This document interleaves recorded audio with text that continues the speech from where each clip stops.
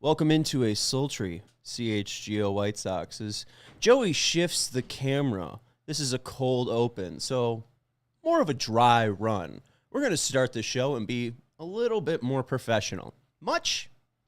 Probably not.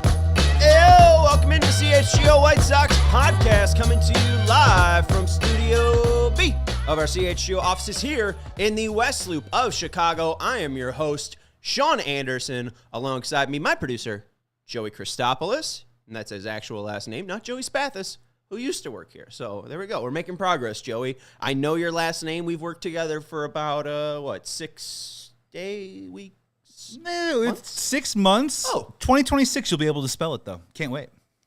That's the thing. I know how to spell it. I just don't know which Joey you are. My mind is rapidly decreasing. My mind is, I can't even find the right word for it. My mind is just deteriorating as the days go on by. Oh, how it is to age to 27 years old. On today's CHGO White Sox show, we are going to be talking about Chase Meidroth at shortstop. We'll be talking about Miguel Vargas and the possible future third baseman for your Chicago White Sox. We'll be talking about Andrew Vaughn and how he's been kind of stinky.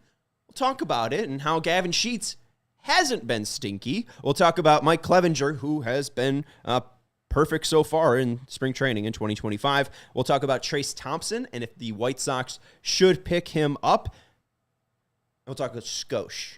It's one of my favorite words, a skosh, about the 108 tourney. I am currently up in the second round against Jordan Lazowski, and I think it's a dead heat tie at 50-50. Actually, really? It's 50.3 in favor of ya boy. So if you're really feeling dejected by American politics, you're feeling like your vote doesn't matter, there are currently 766 votes, and you, I should actually look directly in the camera, you could decide this. I need your vote. It's Uncle Sean. All right. Find me those 10,000 votes. Where are they? I don't know. Oh, that's when we get into bot territory, and that we don't want that. We want to avoid the bots, folks. All right, let's get into White Sox baseball. Miguel Vargas has been a blast to watch so far. Actually, Joey, you were flashing the diehard. Let's do that really quick. And then make sure Ian's comment gets up because he's been talking about Miguel Vargas. I know he asked me about it this week. You can sign up to become a diehard today. This is one of our best offers of the year. If you've missed out on some of our other great sales, this is a fantastic time to jump in with NFL free agency currently going on. It's a limited time intro offer, $36 a year for your first year. You sign up, you get a shirt of your choice, you get access to our diehard Discord, and then you get access to our exclusive content over at allchgo.com. Thank you to whoever hit that like button. If you are one of the 19 people watching, hit that like button. Thank you very much. Ian said, "Hi, Sean. You have to play him now." I love being Ian's translator, even though he's from England and they invented the language. "Hi, Sean. You have to play him now. Another 2 hits tonight, an RBI, a hot bat. Yes, spring training and all the but could no do more and defense is better. And what was that? Ha ha ha." All right. I believe that. Again, Ian's a big fan of Miguel Vargas and what he's done in spring training. The one part there is you have to play him now. They were playing him no matter what. Chris Getz said, I think even before spring training started, Miguel Vargas is our third baseman. That's why when we were giving out bold predictions, and I don't know if I say we, it's a one-man show, I said that Miguel Vargas would lead this team in home runs. He is, right now, their real only viable option at third base. Josh Rojas can play third base, but he's mainly a second baseman. He's nearly 30 years old. He is what he is as a baseball player. You could put Lenyn Sosa there, but he's not really that good defensively. He's more of a second baseman on a backup day, and I think probably more of a DH, and if they wanted to stretch it, a first baseman. You could try Colson Montgomery, but they obviously sent him down to minor league camp, and that's due to his back issues. Mydroth, I don't think, has the arm to play third base. I think it would be similar to Nick Madrigal. Cubs fans would know. I don't think Joey's even a Cubs fan. I don't know why. Are you a Cubs fan? I'm both, baby. Okay. A pod for another day. Pod for another day. And Vargas was an outfielder at some point last year. He's very bad at it, so they're going to stop doing that. He's mainly a corner infielder. They tried him at second. The Dodgers did as well, but Vargas is mainly a corner infielder. He could not even that good at third base. I think they're just going to give him the opportunity to feel comfortable at third base. That's what they tried to do at the end of last year, to have Miguel Vargas feel comfortable at a position. He was bouncing around from first, third, second, right, left. Let's put this guy at third base and let's get him comfortable. He's added 20 pounds of muscle. I don't know if that's possible. He looks bigger, and so far, at least in spring training, it showed up in the stat line. His spring numbers: 22 at-bats, 8 hits, 1 double, 1 home run, 4 walks, 2 strikeouts. You love to see 4 walks to 2 strikeouts, folks. 364 batting average, 444 on base percentage, 545 slugging. There's no bat speed data on Vargas. I am curious on if there is a difference between what he added in the offseason, if it's added to bat speed power, and that's what's leading to the success at the plate, or if it is just better swing decisions. Again, 4 walks to 2 strikeouts. You love to see it. 89 mile per hour exit velocity on his spring hits that have been in spring training parks with StatCast. And the biggest thing that sticks out to me, 3.4 swinging strike rate. We talked about the benefit of Luis Robert Jr. His typical swinging strike rate in a season is around 15%. So far in spring, it's around 7 to 8%. Vargas's right now is at 3.4%. Last year and the year before that, he was around 8.5, 8.1. So if he is able to cut his swinging strike percentage, he at least will be able to stay up there and give a 6 to 9 pitch at bat if he's able to fight off pitches, not whiff. Seems like he's got a decent eye. So what you're looking for Vargas, and progress is not linear. It was a real steep drop off when he got from the Dodgers to the White Sox last year. You're hoping that he's taking this time, the offseason, to lock in on his changes and put those into effect. If he's able to discern which pitches are the right pitches to hit, take that muscle, hopefully we'll be able to see power. The one thing that I'm not thrilled about, Ian, and you did mention the 2 hits, only 1 home run, only 1 double. I would like to see a little bit more power. Again, 89 mile per hour exit velocity. It's not really what you want from a corner bat. You want a little bit more juice, a little bit more impacting of the ball. We'll see if that translates. Maybe he is just warming up. Again, it's only been 22 at-bats, and that's why spring numbers are so difficult. It's such a minor sample that it's tough to build off true, impressions of a player. I don't know. You're hovering around that mic. Oh, am I? I don't know. Do you have something to say? You exclaimed yes when I said Miguel Vargas was the future third baseman. Well, I mean, if I had to throw a question at you was, how much do you make or make nothing of him last year coming over to a White Sox team that was on a quest to become one of the worst teams in Major League history? And mentally, can that affect a young player for a guy? If you pull up anything from Miguel Vargas, he's hit at every level in the minors. And what does that have to do with him, the future in the Sox? Yeah, the minor league thing I don't look too much into, especially with the PCL. It's such a offense-heavy league, Joey, that it's tough to really discern who's a good player and who's just benefiting from high altitudes, crappy pitching, right? It's not the best league to get a true judgment of minor league players on. I absolutely believe that you're right, that Miguel Vargas had the opposite effect of Michael Kopech. Miguel Vargas is great, I have to be on this terrible team that's going to lose after being on the Dodgers, who felt infallible, who felt impenetrable. Michael Kopech went to that team who was like, winning's fun. Never want to do any losing again. Why did I ever lose in my career? What a stupid idea. The White Sox are so stupid for losing 121 games. Miguel Vargas, I think, felt that weight. New season. Spring awakens. What's that whole expression? Spring is sprung, or spring is sprung. Of course, spring always sprungs. But hope springs eternal. Bingo.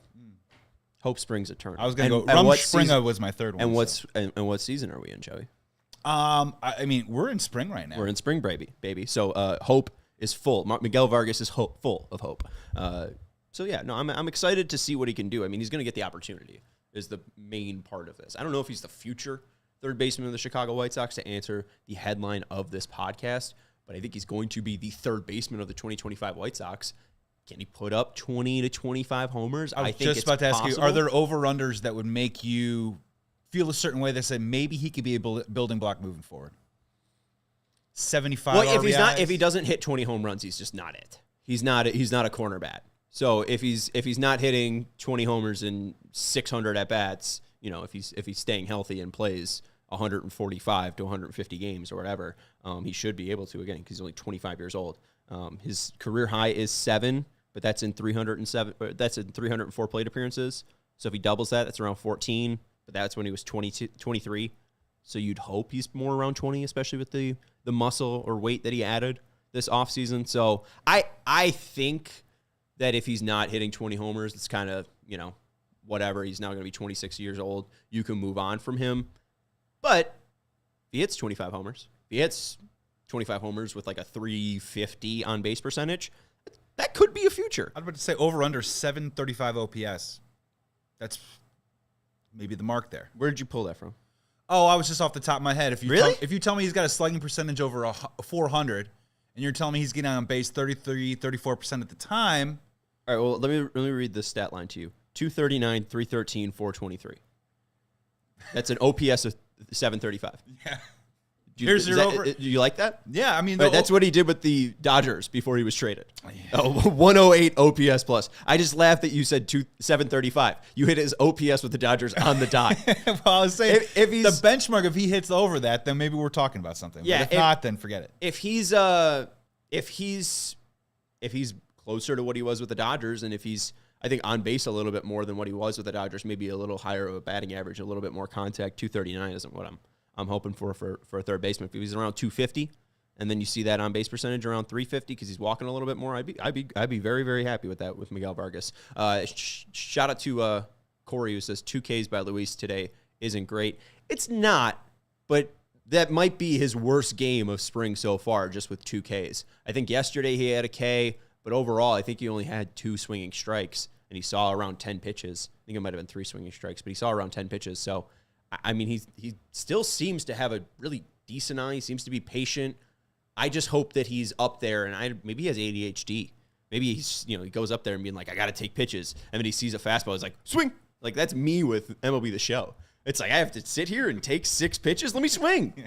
Come on. You don't go to the golf range and, go to come on. If you're maybe a real dork. Your neighbors in your apartment complex don't give you a standing ovation when it's a 12-pitch MLB show the at-bat? They should.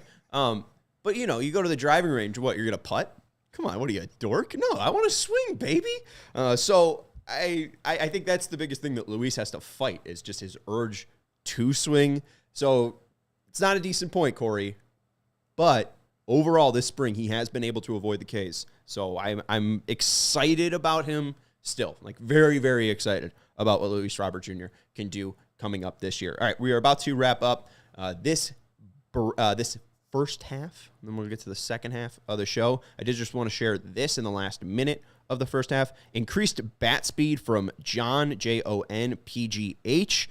These are from spring numbers. I don't know where he found this. I tried to look up bat speed data on StatCast. Couldn't find it, so shout out to John. Brandon Drury has increased his bat speed nearly 6 miles per hour from last year. Last year, bat speed is 72.6 miles per hour. In spring for Drury, 78 miles per hour. I think the biggest thing with Drury last year was health. The guy's swinging a bat 78 miles per hour consistently. That's like near Giancarlo Stanton level. I know that guy's never healthy, but if you're able to generate that much power, I think you're at least healthy enough. So Drury, very, very interesting. Matt Tice, I don't know if the results have been there, but his bat speed has been there. Spring 2025, 77.5 miles per hour. Regular season of 2024, 72.4. So about a 5 mile per hour increase for Tice. Bobby Dahlbeck, spring 2025, 75.4 miles per hour. Regular season of 2024, 72.3 miles per hour. So about a 3 mile per hour increase for Dahlbeck. Lenine Sosa, spring 2025, 74.7 miles per hour. Regular season of 2024, 71.7. I think you're seeing Lenine Sosa be confident at the plate. Taking that confidence from the end of last year, taking that confidence from the Venezuelan League, and taking that into spring training is good for him. I think he does have a chance to make this team for opening day. Corey Lee, spring 2025, 74.2 miles per hour bat speed. Regular season of 2024, 71.4 miles per hour. So nearly a 3 mile per hour increase for Corey Lee. And then Brooks Baldwin, his results haven't been there, but maybe he is trying to impact the ball a little bit more. So we're not seeing it's again process over results. We're not seeing the results just yet, but maybe the process for Baldwin is improving for both him and Ryan Fuller. Spring for Baldwin, 73.9 miles per hour. Regular season, 71.2 miles per hour. That's me reading stats for a minute. Let's take a break. I want to let you know about our friends over at Timeline. Timeline has health and longevity supplements featuring their proprietary MitoPure ingredient. MitoPure works with the cells in your body to reverse age decline. The benefits include increased strength, energy, and endurance. The best thing about Timeline is they've done 15 plus years of research and have secured 30 plus US patents for their product. You can go visit their product at timeline.com.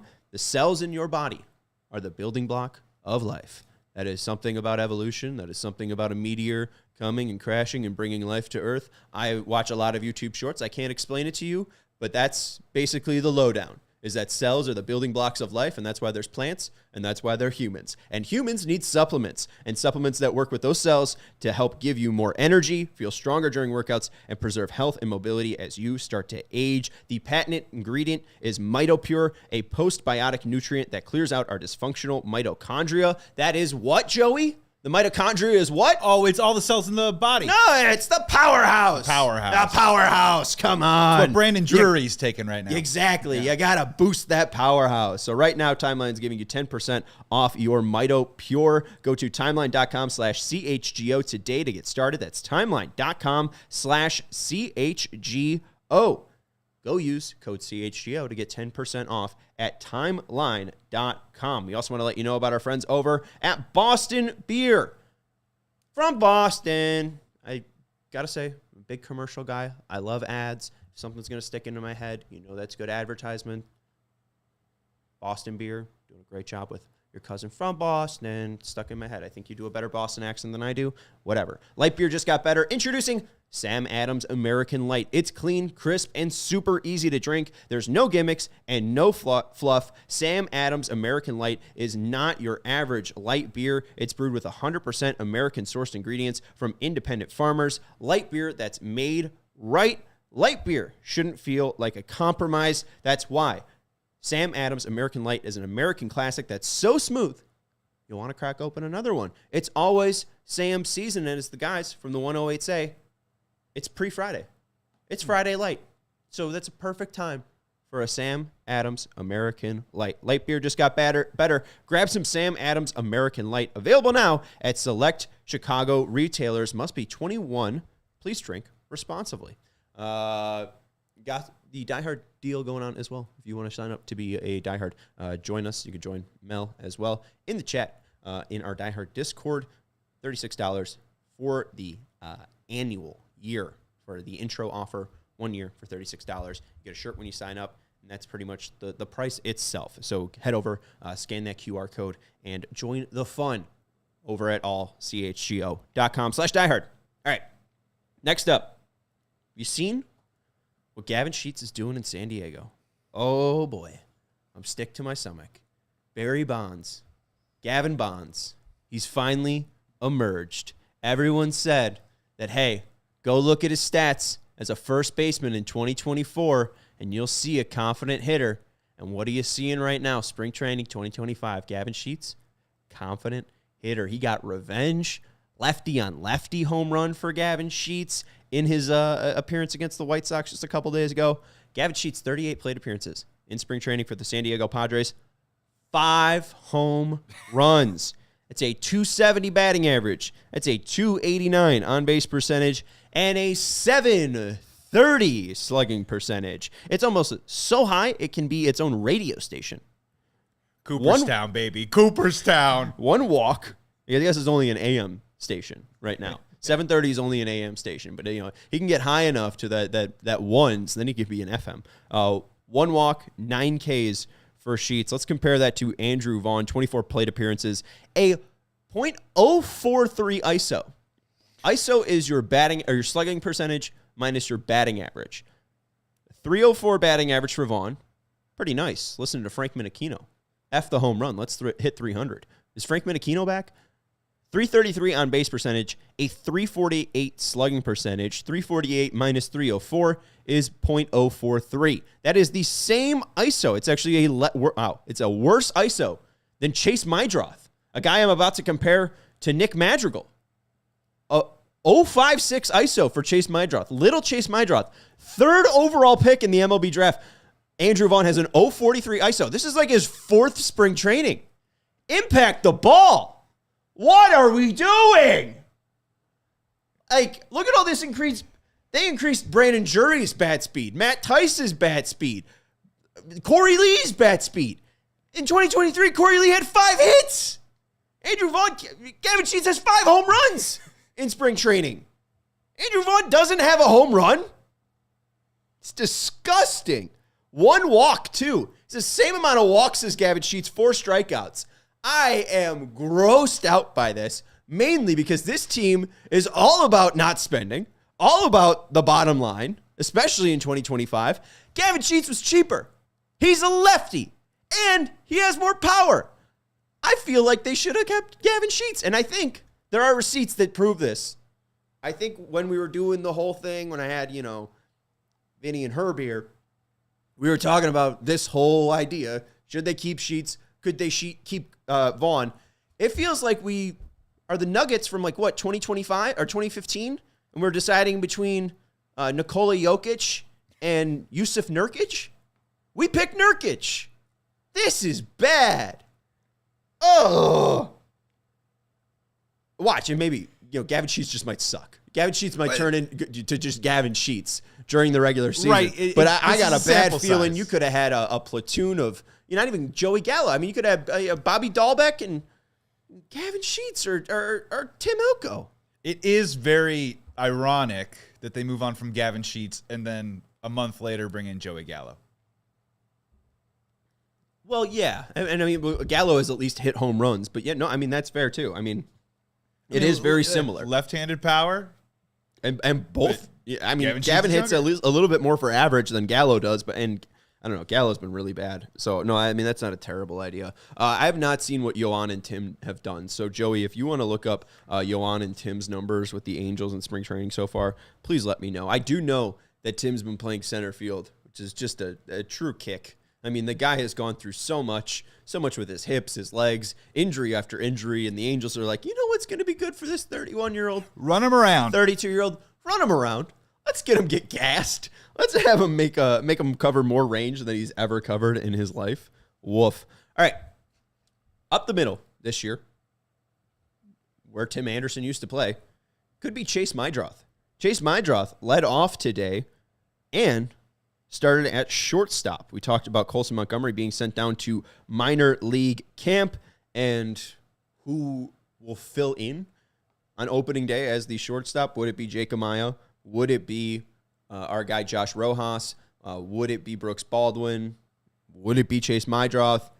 I guess it looks like they're at least giving Mydroth the chance to win this job, especially with him being leadoff today, leadoff yesterday, starting at shortstop for both.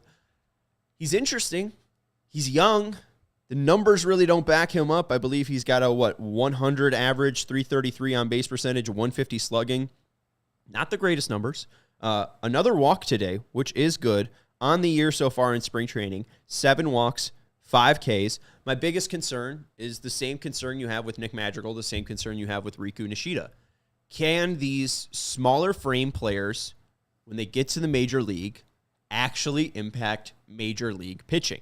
They're impacting minor league pitching enough to have the stat lines be intriguing, right? Averages over 300.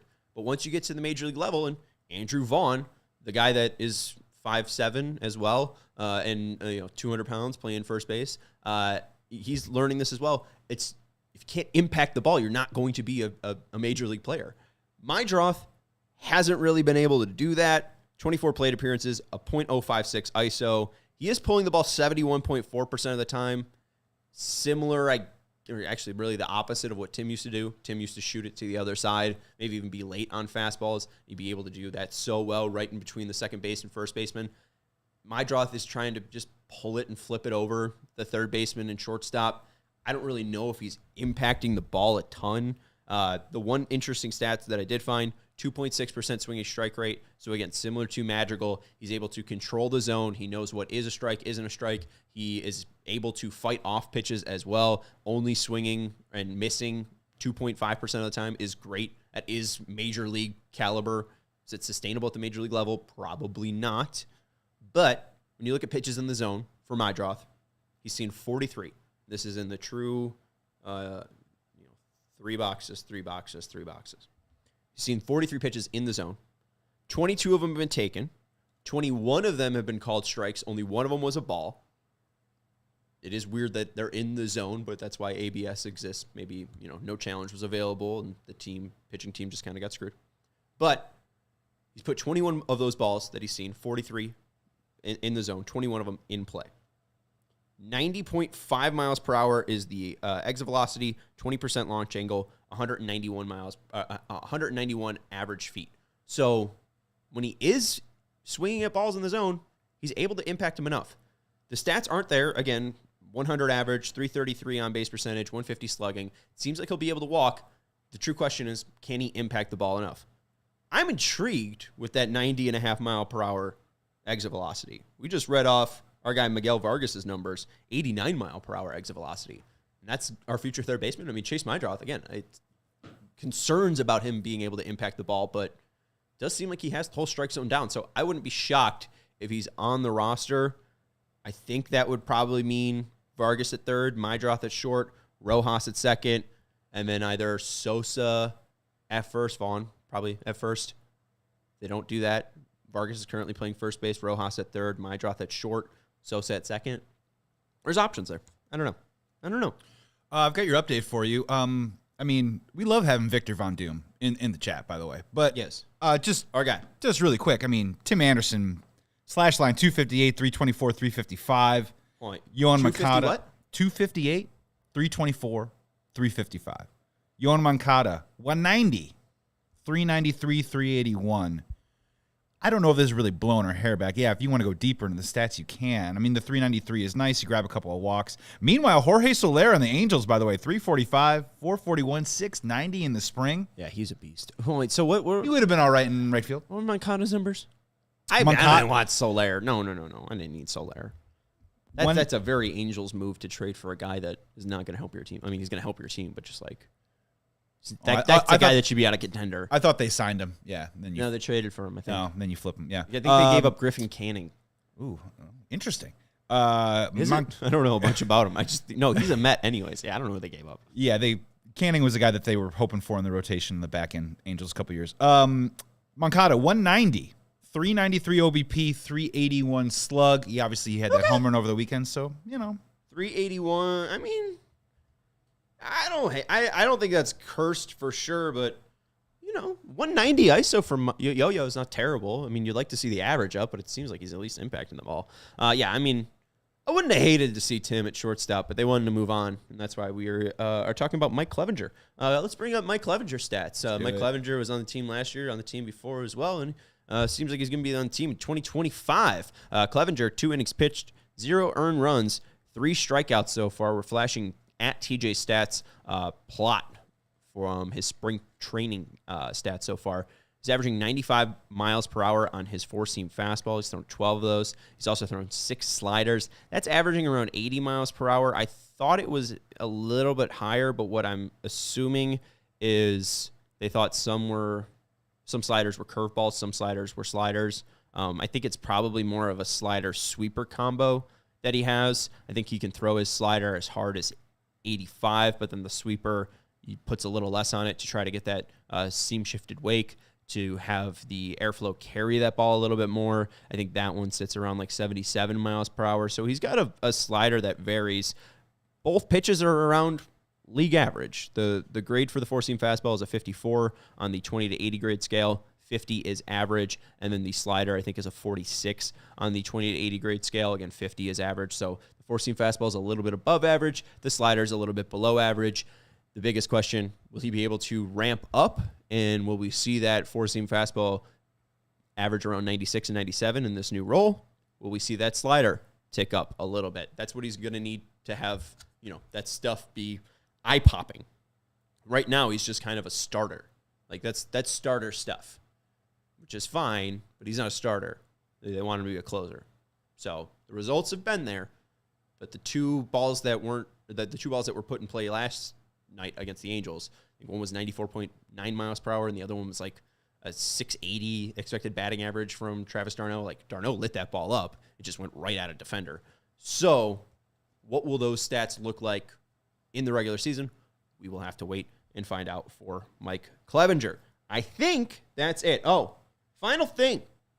You seen Trayce Thompson, the star of the Red Sox in spring training. He's 33 years old, and hey, ask yourself this. Andrew Benintendi's hurt. Austin Slater's hurt. Michael A. Taylor, let me be fair, is banged up. Trayce Thompson, 26 at-bats, 9 hits, 6 home runs, 3 stolen bases. The 33-year-old has a 346 average, a 514 slugging, a 514 on-base percentage, and an OPS of 1629. Should they bring him back? I'm in. Why not? I'm for TT. Man, bless him, right? 33 years old, fringe player for years, and still rocking it. I mean, but that's a bit of his MO though, right? I mean, he's went on some heaters before when you give him that 5-6 game run, and then he kind of reverts back to being Trayce Thompson. You know what I'm waiting for? Him to go to the KBO and just become a legend. Oh, right. They love basketball over in Asia. That's Korea, to be specific. No, KBO. Tuffy Rose, I mean, baby. Maybe he can go to the MBB. But I think they would know Klay Thompson. I think they get hyped for Klay Thompson's brother hitting bombs. If he doesn't make it out in the majors, I would be loving Trayce succeeding over there. Leonard says Trayce is living that HGH life. Hell yeah. I'm living that HGTV life. You know what I'm saying? That's a terrible joke. All right. Can we end the show? We can end the show. Great. Last question coming in. Melissa, great profile picture, by the way. It looks like a little Field of Dreams with a Jose Abreu cutout. Yeah, she went. That's from the game. Do you usually like that much mayo on your sandwich? No. I used Duke's mayo that was upside down. There was just got to get it out, and that's what squirted it out. So, I don't know. Ciabatta is also a tough bread. You know, that ciabatta from Trader Joe's, it's pretty dense, so it does need a little bit of moisture. That's why you're putting mayo on the top, mustard on the bottom, so you get a sandwich that isn't super dry. So that is a little bit to cut through the crumble of the ciabatta. The ciabatta also wasn't toasted, so I think that was mainly why I was trying to get a little bit of moisture with that mustard and mayo in there. So, I mean, I wasn't grossed out about the amount of mustard that was put on that. But you were. So that's great. All right. So we're going to end it. You can go vote for me in the 108 tourney. Leonard said he had to turn on the stream to do a double take at My Luscious Locks, and I don't know why. This is just me, guys. What's the difference? You know, I didn't get that. I didn't understand that comment, but I mean, seriously, Leonard, when was the last time you tuned into the show? You know, Trayce Thompson's living that HGH life, and I'm living that HAIR life. You know, party on, Sean. Party on, Joey. We're gonna wrap it up. Hit that like button. Vote for me in the 108 tourney. We will see you next week on Monday at 4 p.m. I do want to plug something really quick, Joey. Next week, we're going to have BZ on from Sox on Tap on Thursday. Trying to book. That was not a swear. I was trying to book Mitchell Kaminsky for either Tuesday or Monday. We're going to try to figure that out. And we'll have another guest. So a guest next week, all right, at 4 p.m. If you want to be a guest, hit me up, all right? We're going to end the show. Goodbye. See, you were all ready, and now we're ending the show. We all silly like the mayor.